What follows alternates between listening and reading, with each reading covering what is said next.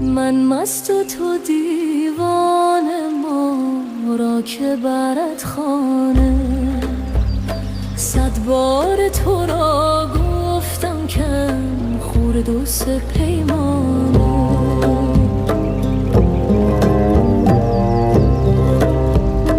در شهر یکی کس را یار نمیبینم، هر یک بهتر از دیگر شوریده و دیوانه.